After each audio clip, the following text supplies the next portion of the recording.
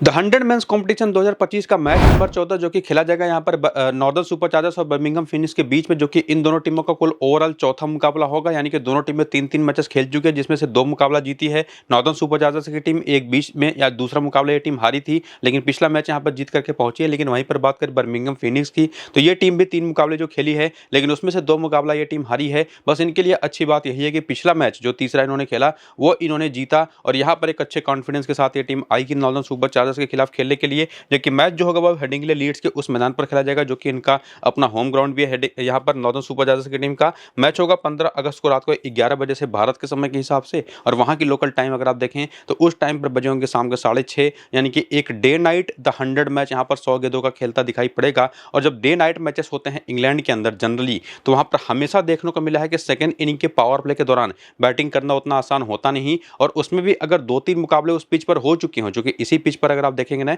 तो आज का ये जब मैच स्टार्ट हो चुका होगा तो 2 विमेंस के मैचेस और एक मेंस का ऑलरेडी मुकाबला हो चुका होगा इस मैच के स्टार्ट होने के पहले। और उसमें जब आप फैक्टर इंक्लूड करते हैं डे नाइट वाला, जो फ्लड लाइट्स जब सेकंड इनिंग अंदर जलती है, जहां पर शुरुआत में गेंद अच्छी खासी सी मूवमेंट करती है, तो बैटिंग करना पावर प्ले में उतना आसान होता नहीं। तो सब कुछ अगर आप रिजल्ट्स में जाकर के हालांकि देखें, तो बैटिंग पहले करने वाली टीम भी 3 मुकाबले जीती है, बैटिंग सेकंड करने वाला टीम भी यहाँ पर 3 मुकाबले जीती है। स्पिन को 23 और पेस को 48 विकेटें मिली हैं। 23 विकेट में से 14 विकेटें पहली इनिंग के अंदर, 48 में से 28 विकेटें सेकंड यहाँ पर पेसर्स को भी पहली इनिंग के अंदर मिली हैं। लेकिन ओवरऑल जो फैक्टर यहाँ पर बनता दिखाई पड़ रहा है, जिसके बारे में अभी आपको मैंने कुछ देर पहले कहा कि 3 मुकाबले ऑलरेडी यहाँ पर हो चुके होंगे और डे नाइट वाला ये मैच है, तो भले ही रिजल्ट्स कुछ भी कहते हों, यहाँ पर कोई भी टीम जो टॉस जीतेगी ना, वो पहले बैटिंग करना ही प्रेफर करेगी, और काफ़ी हद तक लगभग 80% चांसेस हैं कि वही टीम इस मुकाबले को जीतती हुई भी दिखाई पड़ेगी, अगर वो बहुत ज़्यादा खराब बैटिंग ना करे तो ये चीज़ आपको ध्यान में रखनी है, क्योंकि आंकड़े काफ़ी अलग चीज़ें आपको बताएंगे, हो सकता है कई बार।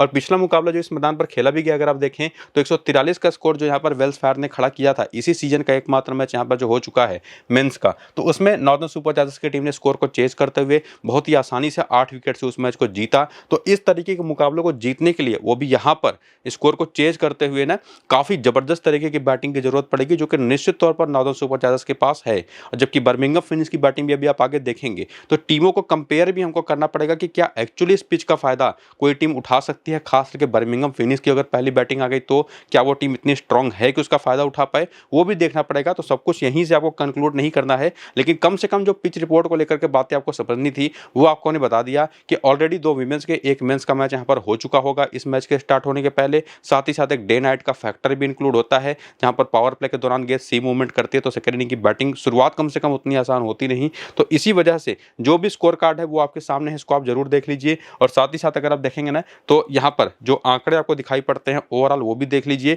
लेकिन जो आपको मैंने पिच के बारे में बताया, काफ़ी हद तक उसको भी आपको कंसीडर में रखना है। लेकिन आगे दोनों टीमों की आपको वीकनेस और जो उनकी स्ट्रेंथ है वो भी देखना पड़ेगा, उसके बाद चीज़ें डिसाइड हो पाएंगे। लेकिन फिलहाल जो वेदर के बारे में एक चीज़ अपडेट लेनी जरूरी होगी टॉस के बाद, वो और साथ ही साथ मेरी जो स्मॉल लीग की फाइनल टीम बनेगी, वो दोनों चीज़ें आपको मैं अपने टेलीग्राम और व्हाट्सअप चैनल पर प्रोवाइड करवाऊंगा टॉस के बाद। तो दोनों को जाकर के ज्वाइन करिए। लिंक आपको इसी वीडियो के डिस्क्रिप्शन में और कमेंट बॉक्स में जो पिन किया हुआ कमेंट है वहाँ पर देखने को मिल जाएगा। तो लिंक्स को क्लिक करके टेलीग्राम और व्हाट्सअप को ज्वाइन करिए। और फिलहाल आइए देखते हैं नॉर्दर्न सुपरचार्जर्स की टीम की प्लेइंग 11 और बैटिंग ऑर्डर, जहां पर फिलहाल अभी भी बेन डॉर्सविस मौजूद नहीं है, और यहां पर जैकब डफी आ चुके हैं। पिछले वाले मैच में इन्होंने शानदार एक जबरदस्त बॉलिंग करी, पूरे टोटल 4 ओवर में 3 विकेटें निकाल करके गए, और अपने पहले तीनों ओवर में 1-1 विकेट निकाल करके गए, और इसी वजह से 3 ओवर शुरुआती पावर प्ले के कर भी गए, 1 ओवर इन्होंने डेथ में भी किया। और बाकी भी देखें तो टॉम लॉस भी लगातार पूरे 4-4 ओवर कर रहे हैं। मैटी पॉट्स आपको पूरे 4 ओवर करते दिखाई पड़ेंगे। सेंटनर भी पिछले मैच में आ गए थे, इन्होंने भी पूरे 4 ओवर किए, और 1 ओवर डेथ में भी जाकर के किया, वहां पर 2 विकेट लेकर के गए। आदिल रशीद तो पूरे 4 ओवर करके देंगे ही। तो इनके पास ये 5 मेन बॉलिंग ऑप्शन है, जहां पर डैन लॉरेंस भी एक ऑप्शन इनके पास है, जो नंबर 5 पर बैटिंग भी करते हैं, ऑफ स्पिन बॉलिंग भी कभी कभार कर देते हैं। सेकंड लास्ट मैच पे इन्होंने भी 4 ओवर करे थे, लेकिन पिछले मैच में इनको एज अ बॉलर ट्राई किया नहीं गया। तो टोटल 5 बॉलिंग ऑप्शन ज्यादातर ये टीम ट्राई कर रही है, और इतनी बेहतर बॉलिंग ऑप्शन इनके पास है कि निश्चित तौर पर वो मोर देन इनफ हो जाती है। बैटिंग ऑर्डर देखने जाएंगे तो जैक क्रॉली है, डेविड मलान है, माइकल पेपर है, हैरी ब्रूक है, डैन लॉरेंस है, तो नाम तो हैं अच्छे। और बाकी बेंच भी अगर आप देखना चाहें तो वो भी देख सकते हैं। और उसके बाद बाद आगे बढ़ते हुए अगर आप चाहें तो करियर के भी आंकड़े देख सकते हैं उन सभी प्लेयर्स के जो नॉर्दर्न सुपर चार्जर्स के लिए खेल रहे हैं। लेकिन ये जो करियर के आंकड़े हैं ना, वो इस सीजन के स्टार्ट होने के पहले के हैं। तो इसी में 3 और मैचेस आपको इंक्लूड करने पड़ेंगे जो कि रीसेंट फॉर्म में आप आकर के यहाँ पर देखेंगे। और उन तीनों मैचेस में ये टीम 2 मुकाबले जीती है। तो उन तीनों मैच में परफॉर्मेंस क्या निकल करके आई अगर आप उसको देखें तो जैक क्रॉली का पहला मैच तो जबरदस्त गया था। लास्ट वाले मैच में 29 रन की अच्छी पारी खेली।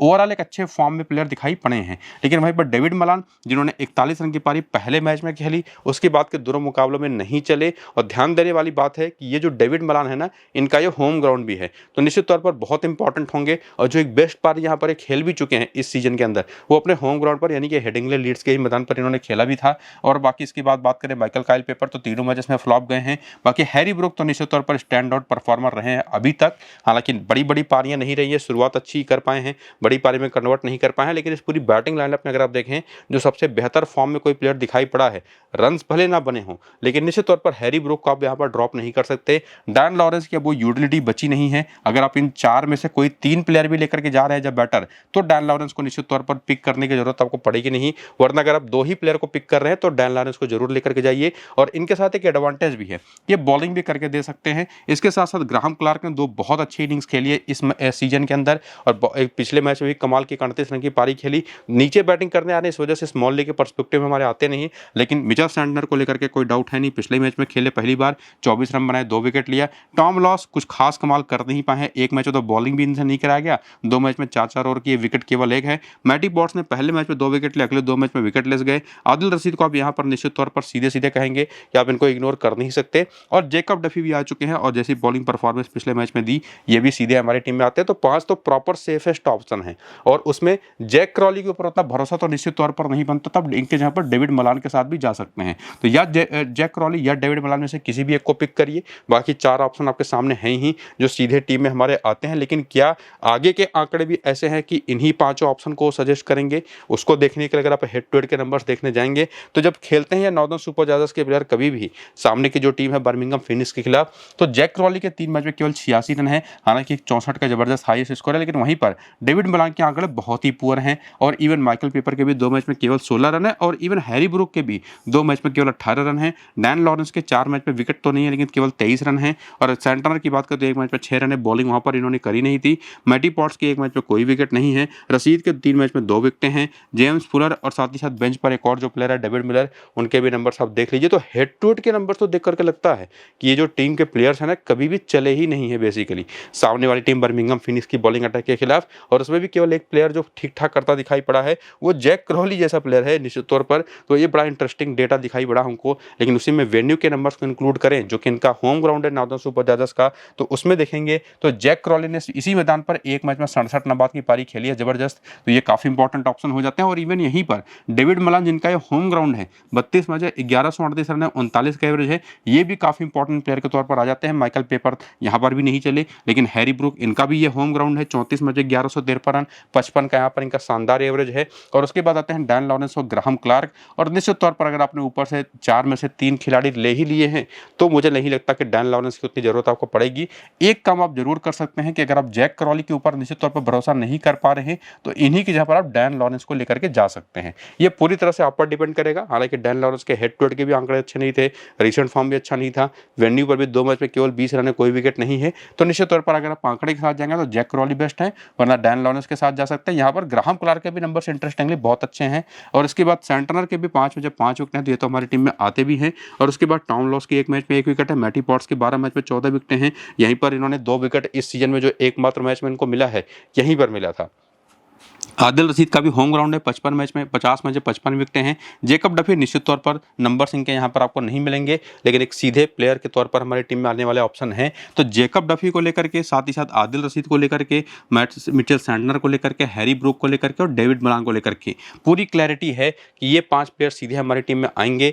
छठे प्लेयर के तौर पर या तो जैक क्रॉली या तो डैन लॉरेंस में से किसी भी एक को आप पिक कर सकते हैं। और अगर पहली इनिंग की बॉलिंग है तो उन दोनों को ही ड्रॉप करके आप यहाँ पर मैटी पॉट्स को भी ट्राई कर सकते हैं। तो मैटी पॉट्स डैन लॉरेंस और जैक क्रॉली। इन 3 में से किसको आपको लेकर के जाना है वो निश्चित तौर पर आप डिसाइड कर सकते हैं। सारे इफ एंड बट्स जो थे कंडीशनली जिनको कहां पर लेकर के जाना है वो आपको मैंने ऑलरेडी बता दिया। इसके बाद प्लेयर बैटल के नंबर्स देखेंगे तो ये टीम में अगर आप खास करके देखेंगे तो स्पिन खेलने की जो एबिलिटी है वो उतनी बेहतर है नहीं, स्पेसिफिकली लेग स्पिन, जिसमें देखेंगे जैक क्रॉली भी लेग स्पिन पर काफी बुरी तरह फंसते हैं। इनको टॉम हेल्मी 6 बार आउट कर चुके हैं 47 गेंद पर, हालांकि वो प्लेइंग 11 में भी खेलते दिखाई पड़े नहीं है। मिलने ने भी एक बार आउट किया, बेनी हावेल ने एक बार आउट किया, ट्रेंट बोल्ट ने एक बार आउट कर रखा है। डेविड मलान को देखेंगे तो ये बेनी हावेल पर 19 गेंद पर 16 रन बना करके 2 बार आउट हो चुके हैं। लिविंगस्टन पर भी 25 गेंद पर 29 रन बना करके 2 बार आउट हो चुके हैं। क्रिस वुड और डैन मॉजली को फिर भी बेहतर खेल गए हैं। हैरी ब्रूक का जाना जाता है लेग स्पिन बहुत खराब खेलते हैं, 31 बार आउट हुए हैं 525 रन बना करके।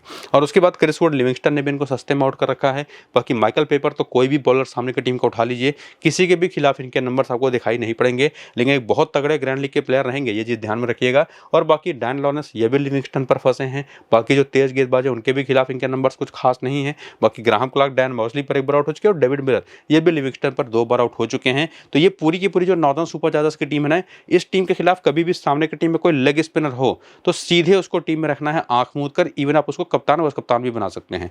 ये चीज हमको समझ में आई। हालांकि इस टीम को अगर आप देखें जो सामने है तो इस टीम के अंदर कोई प्रॉपर लेग स्पिन ऑप्शन आपको फिलहाल जो प्लेइंग 11 या तो खेलते दिखाई पड़ी है या इवन इनका जो बेंच भी है उसमें कोई प्रॉपर लेग स्पिन बॉलर आपको दिखाई पड़ेगा भी नहीं। और लेकिन है भी कोई जो कभी कभार लेग स्पिन कर देते हैं तो वो लिविंगस्टन है। तो निश्चित तौर पर लियाम लिविंगस्टन का एक बहुत बड़ा रोल आज के इस मैच में होगा, ना सिर्फ एज ए बैटर बल्कि एज ए बॉलर भी। बाकी बैटिंग ऑर्डर में बेन डगेट है, विल स्मीड है, जो क्लार्क है, जेकब बीथल है, डैन मॉजली है, तो प्लेयर तो काफी बड़े बड़े इनके पास। और इवन जो बॉलिंग इनकी है ना उसको अगर आप देखें तो ये भी टीम पिछले मैच पूरे के पूरे, वो टीम तो सामने वाली केवल 5 बॉलिंग ऑप्शन ट्राई कर रही है, इस टीम ने पूरे 7 बॉलिंग ऑप्शन ट्राई किए थे, क्योंकि इनके पास ऑप्शन है भी एक्चुअली। और उसमें अगर आप देखें तो बेनी हावेल का और डैन मॉजली का एक ओवर कटा था, वो गया था जेकब बीथल और लिविंगस्टन के पास, जिन्होंने 1 विकेट भी लिया था। और लेकिन एक बात पक्की है कि एडम मिलर, टीम साउदी और ट्रेंट बोल्ट की ये जो तिकड़ी है, न्यूजीलैंड वाली टिकड़ी, वो पूरी तरह से आपको पूरे 4-4 ओवर करके देगी। मॉजली और बेनी हावेल में से बेनी हावेल ज्यादा इंपॉर्टेंट बॉलिंग ऑप्शन है, लेकिन बाकी तीनों जो ये बॉलर्स हैं ना उसमें मॉजली सबसे ज्यादा बॉलिंग करते दिखाई पड़े हैं।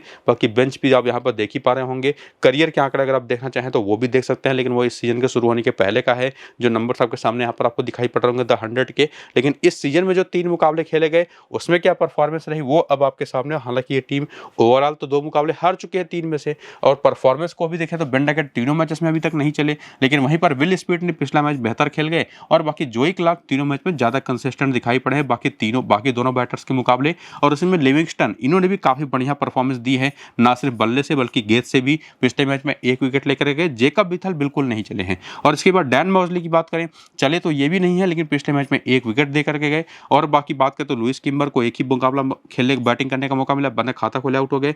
बेनी हावेल एक स्टैंड आउट बॉलिंग परफॉर्मर रहे, जिनके 3 मैचेस में 5 विकेटें हैं और तीनों बार बैटिंग आई है, तीनों बार नॉट आउट भी लौटे हैं। ये एक मेरे फेवरेट ऑप्शन हमेशा होते हैं इस टीम की तरफ से। और उसके बाद आते हैं एडम मिलर, जिनको पहले 2 मैच में विकेट नहीं मिला, तीसरे मैच में विकेट लेकर के गए। टीम सऊदी पहले मैच में विकेट लेकर गए, अगले 2 मैच में विकेट नहीं मिला। और ट्रेंट बोल्ट का भी वही हाल रहा, पहले 2 मैच में विकेट नहीं मिला, पिछले मैच में विकेट लेकर के गए। लेकिन इन तीनों के तीनों बॉलिंग ऑप्शन में से अगर कोई सबसे खतरनाक अभी तक दिखाई पड़ा है तो वो ट्रेंट बोल्ट ही रहे हैं। जरूर विकेट इनको नहीं मिला है अभी तक उतना, पिछले मैच में 2 विकेट लेकर के गए थे, लेकिन स्टिल जैसे मैंने को कहा कि सबसे खतरनाक कोई बॉलर दिखाई पड़ा है कंपैरेटिवली इन तीनों में से तो वो ट्रेंट बोल्ट ही हैं। तो ओवरऑल अगर परफॉर्मेंस के हिसाब से जाएं, कंसिस्टेंसी के हिसाब से जाएं और जो प्रभाव रहा है प्लेयरों का अभी तक, तो उसमें जो क्लार्क, लिविंगस्टन, साथ ही साथ यहाँ पर बेनी हावेल और ट्रेंट बोल्ट, ये 4 बेस्ट ऑप्शंस हैं। हालांकि जैसा मैंने को कहा कि सऊदी और एडम मिलने के रूप में भी 2 बहुत अच्छे बॉलिंग ऑप्शन इनके पास हैं, उनको ले जा सकते हैं या नहीं, या डैन मॉजली को पिक कर लें। और बाकी विल स्मिथ, जिन्होंने पिछले मैच में हाफ सेंचुरी लगाई, बेन डकेट तो निश्चित तौर पर इतने बड़े खिलाड़ी हैं कि इनको कोई ना सिर्फ टीम में लेगा बल्कि सीधे कप्तान है, कप्तान भी बनाने वाला होगा, भले ही पिछले 3 मैच में चले नहीं। तो इनको तो सीधे सीधे हमको टीम में लेके जाना भी पड़ेगा। एक बड़े प्लेयर है, 3 मैच में चले नहीं हैं, उम्मीद होगी कि आज कम से कम आपको ये परफॉर्म करके दें। तो 5 तो बेस्ट ऑप्शन हमको मिल गए हैं, 3 ऐसे ऑप्शन हैं जिनको लेकर के क्वेश्चन मार्क है। तो उनमें से किसको लेकर के जाए उसको देखने के लिए अगर आप आए आगे और हेड टू हेड के नंबर्स देखने जाएंगे तो वहां पर देखेंगे टीम सऊदी का नाम आपको मिलेगा। वो इस टीम के खिलाफ यानी कि नॉर्दर्न सुपरचार्जर्स के खिलाफ 1 मैच खेल करके 3 विकेट ले चुके हैं। एडम मिलने के 2 मैच में 5 विकेट हैं। तो बोल्ट को तो हम टीम में लेकर के जा जा ही रहे थे। बाकी दोनों ऑप्शन भी काफ़ी बेहतर हेड टू हेड के रूप में दिखाई पड़ रहे हैं, जिसमें बेनी हॉवेल भी हैं और उसमें आकर लिविंगस्टन भी दिखाई पड़ जाएंगे। और बेन डकेट तो निश्चित तौर पर 4 मैच 182 रन इस टीम के खिलाफ बना ही चुके हैं, लेकिन जो क्लार्क वो 3 मैच केवल 67 रन ही बना पाए हैं। और उसके साथ साथ अगर आप देखें तो जो मिडिल ऑर्डर के खिलाड़ी हैं वो कुछ खास यहाँ पर असर छोड़ नहीं पाए हैं, जिसमें क्रिस वुड का भी एक नाम है जो एक मैच में 2 विकेट ले चुके हैं। टॉम हेल्म है, एक मैच में 1 विकेट ले चुके हैं। तो बॉलिंग ऑप्शन तो इनके पास हैं, भरपूर हैं और बढ़िया ऑप्शंस हैं। और उसी में वेन्यू का डेटा देखने आएंगे तो यहाँ पर भी एडम मिल ने एक मुकाबला खेल करके 2 विकेट ले चुके हैं। साथ ही साथ बेनी हॉवेल के एक मैच में 2 विकेट है इसी मैदान पर। और डैन मॉजली यहाँ पर काफी कामयाब रहे, 6 मैच में 132 रन के साथ, जिसमें 7 विकेटें भी हैं। और इसके अलावा जैकब बीथल देखा तो यहाँ पर भी फ्लॉप साबित हुए हैं, लेकिन लिविंगस्टन ये यहाँ पर चले हैं। जो क्लार्क और विल स्मिथ का कंसिस्टेंसी बिल्कुल ना के बराबर है, लेकिन बेन डकेट भी यहाँ पर काफी बेहतर दिखाई पड़े हैं 47 के एवरेज के साथ इस मैदान पर। तो ओवरऑल जो मेरा कंक्लूजन अभी निकल करके आया है ना फाइनली, कि बेन डकेट हमारी टीम में होंगे, निश्चित तौर पर जो क्लार्क मैं बाहर ही करूंगा, लिविंगस्टन हमारी टीम में होंगे, इसके साथ साथ बेनी हॉवेल और एडम मिलने भी टीम में आएंगे, और आखिरी प्लेयर यहाँ पर मैं ट्रेंट बोल्ट को ट्राई करूंगा। तो इस टीम की तरफ से ये 5 बेस्ट ऑप्शन है जो कि मेरी टीम में सीधे आते हैं। बाकी छठे प्लेयर के तौर पर टीम सऊदी भी आपके पास एक अच्छा ऑप्शन है, या डैन मॉजली, या अगर आप थोड़ा बहुत रिस्क ले सके तो जैकब बीथल, जो क्लार्क में से भी किसी को भी ट्राई कर सकते हैं। तो नंबर्स तो कई सारे प्लेयर्स के हैं नाम, लेकिन निश्चित तौर पर 5 बेस्ट जो थे वो आपको मैंने बता दिया, जिसमें डैन मॉजली या टीम सऊदी दोनों में से उन कोई भी ट्राई करना चाहें तो आप कर सकते हैं। इसके बाद प्लेयर बैटल के भी आंकड़े देखने आएंगे तो बेन डकेट पैट ब्राउन पर एक बार आउट हुए हैं, लेकिन ठीक ठाक रन बना करके, और डैन लॉरेंस पर भी अच्छे खासा खेले हैं। दिक्कत इनको मिचेल सैंडलर और आदिल रशीद पर हुई है, लेग स्पिन और लेफ्ट आर्म ऑर्थोडॉक्स बॉलिंग पर। इसके बाद लिविंगस्टन जाना जाता है स्पिन बहुत अच्छी नहीं खेलते, इनको आदिल रशीद 3 बार आउट कर भी चुके हैं। बाकी मैटी पॉट्स और पैट ब्राउन भी एक बार सस्ते में आउट कर चुके हैं। इसके बाद जो क्लार्क भी मैटी पॉट्स, पैट ब्राउन और आदिल रशीद पर आउट हो चुके हैं। स्पेसिफिकली आदिल रशीद पर दिक्कतों में रहे हैं। और उसके बाद बाकी के बैटर्स के भी नंबर्स आप यहाँ पर देख सकते हैं वीडियो को रोक करके। और एक बात तो क्लियर है कि टीम जो नॉर्दर्न सुपर जायर्स की है ना, वो अभी तक जो उनका मोमेंटम है, उनका होम ग्राउंड भी है, तो काफी हद तक वही टीम फेवरेट दिखाई भी पड़ रही है। लेकिन जब आप कप्तान बनाने जाएंगे अपनी स्मॉल लीग की टीम का, तो उसमें लिविंगस्टन और हैरी ब्रूक 2 बेस्ट ऑप्शन है, कॉमन नेम आपको दिखाई पड़ेंगे, जिसमें हैरी ब्रूक की जगह पर कम से कम ग्रैंड लीग में आप जैकब बीथल को कई सारी टीमों में ट्राई कर सकते हैं। अपने होम ग्राउंड पर खेलने जा रहे डेविड मलान को ट्राई कर सकते हैं, या बेन डकेट जिनसे एक बड़ी पारी ड्यू है, इनको भी आप ट्राई कर सकते हैं हैरी ब्रूक की जगह पर एज वाइस कैप्टन। बाकी अभी के लिए स्मॉल लीग की ये टीम बना करके सेव कर लीजिए। फाइनल टीम और वेदर के बारे में जो अपडेट्स होंगे, अगर पिच के बारे में कुछ पता चला तो वो भी आपको मैं टेलीग्राम और व्हाट्सएप चैनल पर बता दूंगा, वहीं पर स्मॉल लीग की टीम भी दे दूंगा, तो उसको जाकर के ज्वाइन करिए। लिंक आपको इसी वीडियो के डिस्क्रिप्शन में और कमेंट बॉक्स में पिन किया हुआ कमेंट है वहां पर देखने को मिल जाएगा। तो पूरा वीडियो देखिए और टेलीग्राम को ज्वाइन करिए। फिलहाल ये वीडियो यहीं पर करेंगे खत्म, चलते हैं, नमस्कार।